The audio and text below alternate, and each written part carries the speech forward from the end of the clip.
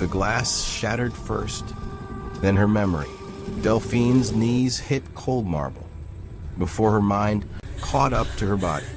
Skyline lights bled through floor-to-ceiling windows. Busan's coastline glittering like broken promises 30 floors below. Her head throbbed with the specific pain of forgetting something crucial.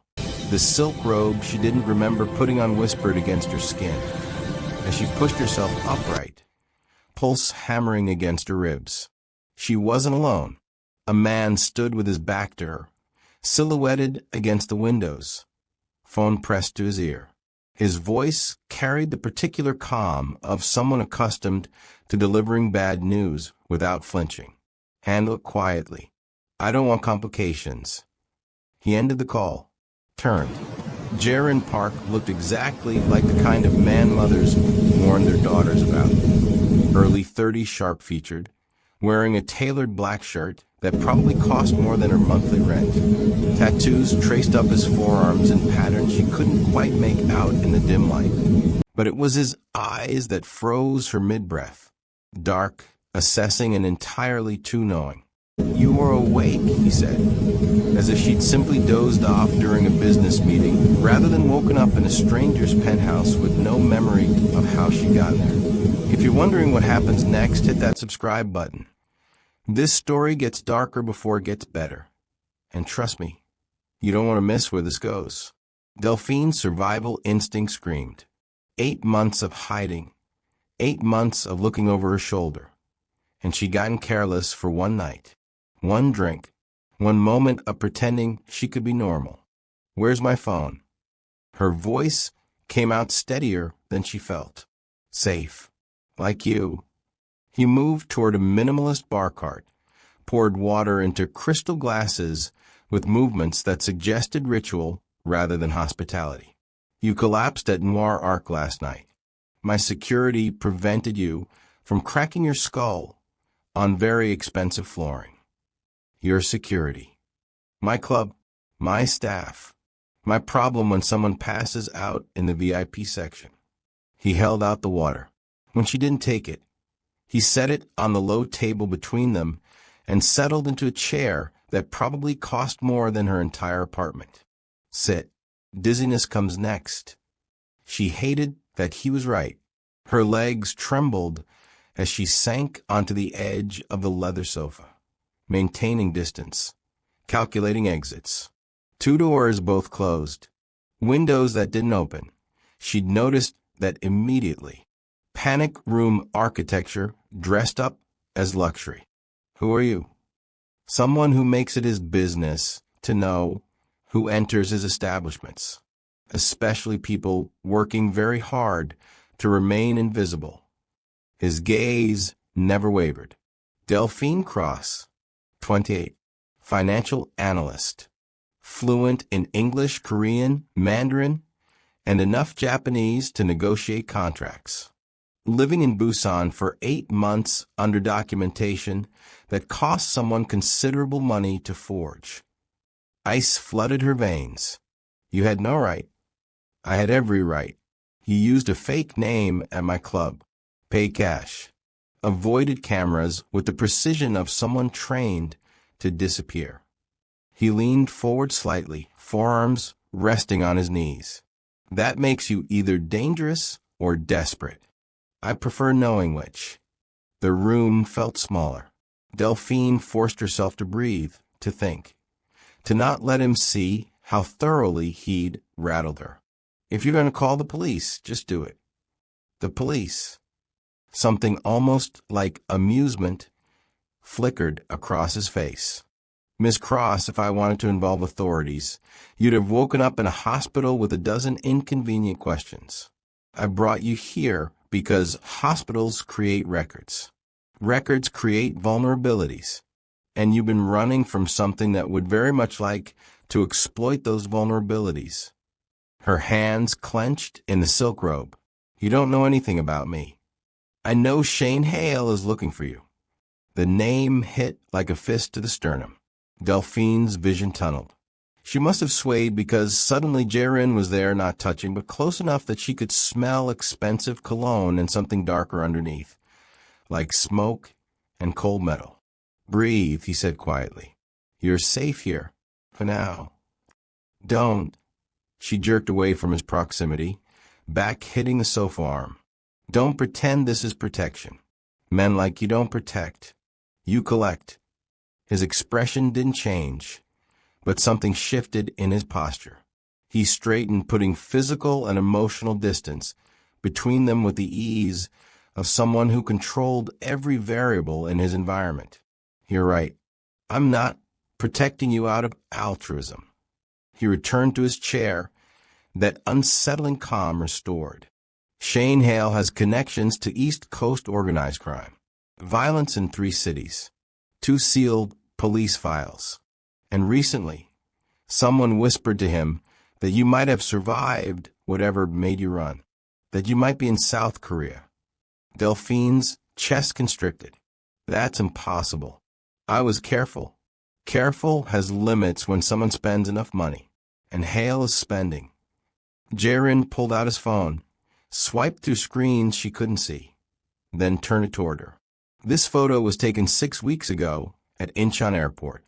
Recognize him?" She didn't want to look. Looked anyway. Shane. Older, harder. With the hollow-eyed focus of someone who'd made finding her into a crusade. Standing beside him was a man she didn't recognize, Korean, well-dressed, the kind of nondescript professionalism that screamed private security or worse. "Who was that with him?" Her voice sounded distant, drowned out by the roaring in her ears. "A fixer. Someone who specializes in finding people who don't want to be found." Jiren took the phone back, pocketed it. "He's good. Not as good as my people, but good enough that your time as a ghost is running out." The panic she'd been holding back crashed over her in waves. 8 months. 8 months of sleeping with a knife under her pillow, of avoiding English speakers, of turning paranoia into art form. And it still wasn't enough. "Why are you telling me this?" She heard the break in her voice, hated it, couldn't stop it. "What do you want?" "I want to know if you're as intelligent as your background suggests." He stood, moved to the windows where city lights painted him in shades of blue and shadow. "And whether you're desperate enough to accept what I'm about to offer. I don't make deals with men who kidnap me. I didn't kidnap you. I prevented you from becoming a spectacle in a very public venue where people with cameras and questions would have made your situation exponentially worse." He glanced back at her. "There's a difference between constraint and protection. Miss Cross, you're free to leave right now. I'll have a driver take you anywhere in the city. Your phone, your belongings, your considerably shortened life expectancy." The casual cruelty of it landed like a slap. "You're threatening me." "I'm being honest. Shane Hale doesn't forgive. Men like him mistake possession for devotion and control for love. You know this better than anyone." His voice dropped, almost gentle. "You also know that running has an expiration date. You've reached it." Delphine wanted to argue, wanted to tell him he was wrong, that she'd find another city, another identity, another way to disappear. But the exhaustion that lived in her bones, the soul-deep weariness of constant fear, made the lies stick in her throat. "What do you want from me?" she asked again, quieter this time. Jae-Rin turned from the window fully, and for the first time, she saw something almost human flicker across his features. Not kindness exactly. Recognition, maybe. The look of someone who understood what it cost to survive in spaces where mercy was a liability. "I want to offer you leverage instead of sanctuary. There's a difference." Before she could respond, he gestured toward a hallway she hadn't noticed. "You'll find clothes in the guest room. Your size. Nothing provocative. Nothing that suggests assumption. When you're ready, we'll talk about whether you're interested in solving both our problems." "Both. I don't extract people from chaos, Miss Cross. I give them the tools to navigate it. But tools require users who know which end to hold. He moved toward what she assumed was the door out. 20 minutes. Then I'll have you driven home if you prefer. No obligations. No strings. You expect me to trust you? He paused at the threshold, looked back with an expression she couldn't quite read. No. I expect you to trust your own judgment about whether staying afraid is preferable to being strategically aligned with someone who can make Shane Hale's reach shorter than his ambition. Then he was gone, the door closing with the whisper-soft click of expensive engineering. Delphine sat in the too-quiet penthouse, surrounded by luxury that felt like a cage, and did the math she'd been avoiding for months. Running had a cost, so did standing still. The question was which price she could afford to pay. She found the guest room, found clothes that fit perfectly, tailored pants, a simple blouse, nothing that suggested anything beyond professional respect. That detail unsettled her more than anything else. Men like Shane took, but Jae-Rin was offering, which meant he wanted something specific enough that force would compromise its value. When she emerged 18 minutes later, he was making tea with the focused precision of ceremony. The domesticity of it felt surreal. Sit, he said, not looking up from the precise pour. We have things to discuss. She sat, accepted the cup, because refusing felt performative. The tea was perfect oolong, the expensive kind that cost more per ounce than most people's groceries. You own Noir Arc, she said. Not a question. Among other things.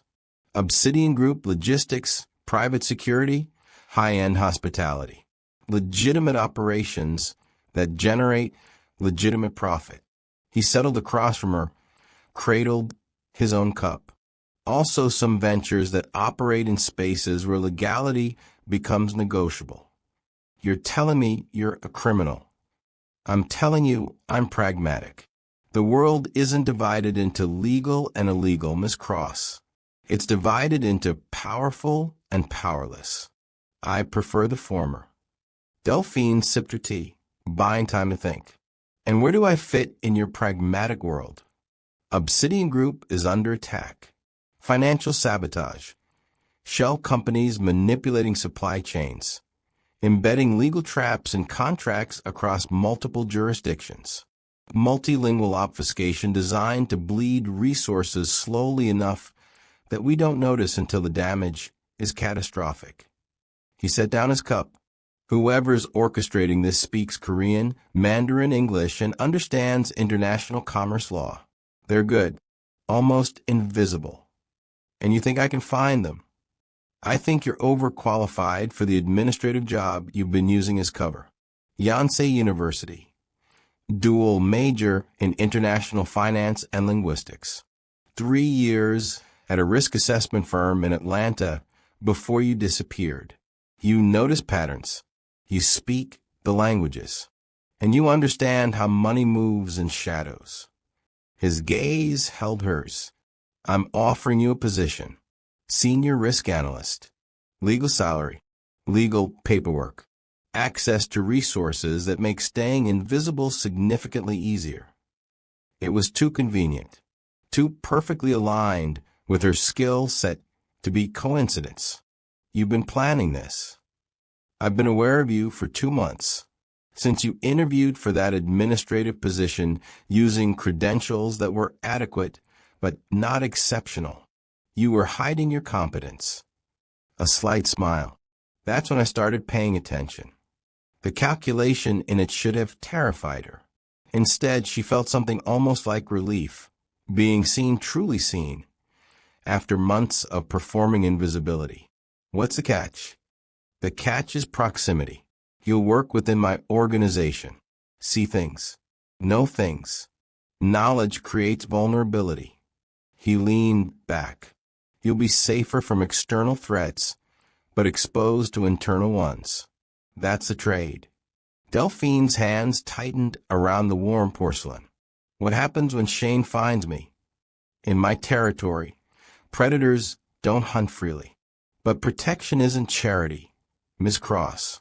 It requires alignment, loyalty, discretion. His voice carried no threat, just stated fact. Break those terms, and I can't protect you from consequences, his or mine. She should have run, should have demanded her phone, called whatever contact she had left, disappeared into another city with another name. But she was so tired of running. And Jiren was offering something Shane never had. Terms. Boundaries. The possibility of agent. I have conditions, she heard herself say. His eyebrow lifted slightly. I'm listening. Freedom of movement. No tracking without explicit justification that you share with me in advance. If Shane's movements are detected, I'm informed immediately, not protected through ignorance. She met his gaze directly, and a clean exit clause. 6 months' notice, full severance. No retaliation if I choose to leave. The silence stretched. Jae-Rin studied her with an intensity that felt like being x-rayed. Finally, agreed. With one amendment. If your exit creates operational vulnerabilities, we address them together before separation. Professional closure, not coercion. Acceptable. It was more than she'd expected, less than she deserved, exactly what the situation allowed. Acceptable. Then we have an arrangement. He stood, retrieved a folder from a nearby desk. Contract. Read every word. Take it with you. Return it Monday if you still want the position. She took the folder, felt the weight of choice settling into her hands. Why me? Really? For the first time, something almost vulnerable crossed his features. Because you understand what it costs to survive in spaces designed to destroy you. People who've never been hunted move differently than those who have. I need someone who thinks like prey, but acts like a predator. You do both. The honesty of it stole her breath. Comment below where you're watching this from and stick around. There's a lesson buried in this mess about the price of safety and whether protection can ever exist without control. Jae-Rin had her driven home in a black sedan with windows too dark to see through. No one spoke during the ride. When they deposited her at her modest apartment building in a neighborhood that smelled like street food and diesel, the driver handed her her phone, and a business card with nothing but a number. Monday, 9 a.m. if you're coming, he said. Then they were gone. Delphine stood on the cracked sidewalk, contract folder pressed against her chest, and felt the weight of decision crushing down. Inside her apartment, she read every word twice. The language was clear, clinical, exactly what he'd promised. No hidden clauses, no traps she could identify. That's what scared her most, that it might be exactly what it claimed to be. She didn't sleep. At midnight, her phone buzzed. Unknown number. Noir Arc, midnight tomorrow. Come alone. Bring your answer. She should have been angry at the presumption. Instead, she felt something close to anticipation. The next night, rain hammered Busan streets as Delphine made her way to Noir Arc. The club entrance was unmarked, just a black door with a doorman who somehow knew her name. Inside, it was all dark wood and darker intentions, the kind of place where conversations happened in looks rather than words. Jae-Rin waited in a private booth surrounded by soundproof glass. When she slid into the seat across from him, he pushed a glass of wine toward her.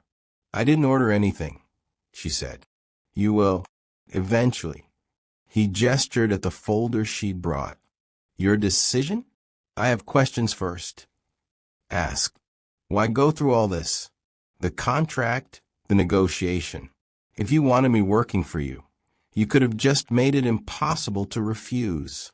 His expression didn't change. Because forced compliance creates resentment. Resentment creates mistakes. Mistakes in my world create corpses. He sipped his own drink. I need you functional, not traumatized. There's a difference. It wasn't reassurance. It was calculation. But it was honest calculation. Shane isn't going to stop, she said quietly. No, men like him don't. But his reach has limits. My territory isn't one of his accessible spaces. He can try. He'll fail.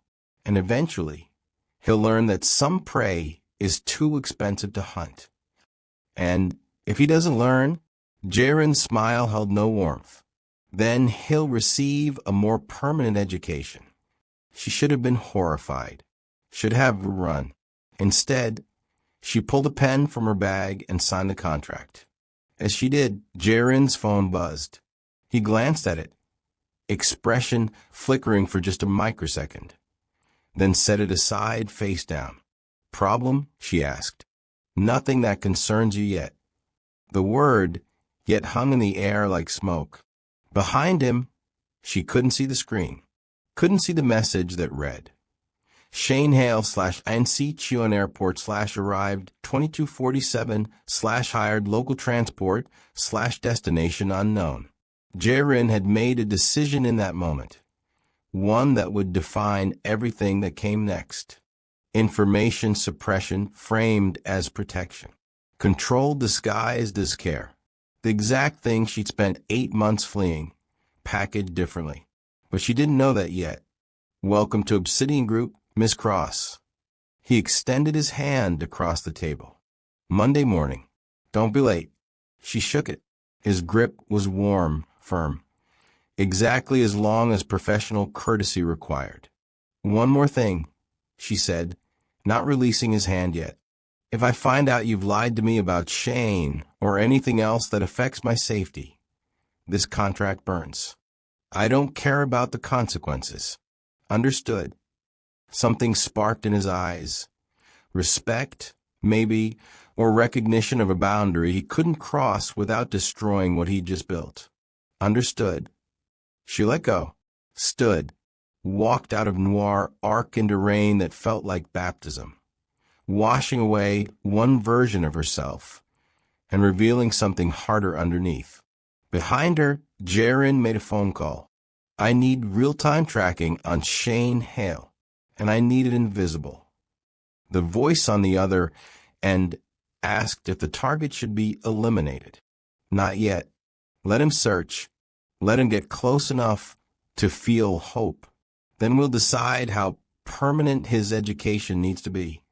He ended the call, finished his drink, stared at the empty seat across from him, and wondered if Delphine Cross would forgive him when she eventually discovered he'd known Shane was in Korea before she signed the contract. Probably not, but by then, she'd be too valuable to lose. And he'd make sure she understood that her value was the only thing keeping her alive. That's what he told himself. That's what men like him always told themselves. Outside, Delphine walked through neon-soaked streets, rain plastering her hair to her skull, and felt something shift inside her chest. Not hope, exactly, but the absence of hopelessness, which was close enough.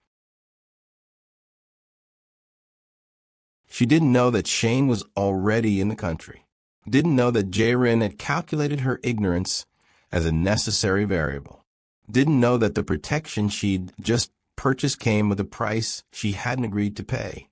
She would learn. They always did. But for one night, walking through Busan's rain with a contract in her bag and a choice made, Delphine Cross let herself believe she'd found leverage instead of just a prettier cage. Monday morning would come soon enough, and with it, everything she didn't know she'd agree to. If this story grabbed you, smash that like button and drop a comment with your thoughts. Part 2 is where things get really complicated, and you're going to want to be there when Delphine discovers what Jiren has been hiding. The rain kept falling, the city kept moving, and somewhere in Incheon, Shane Hale smiled as he paid a man who promised to make ghosts solid again. The hunt was ending.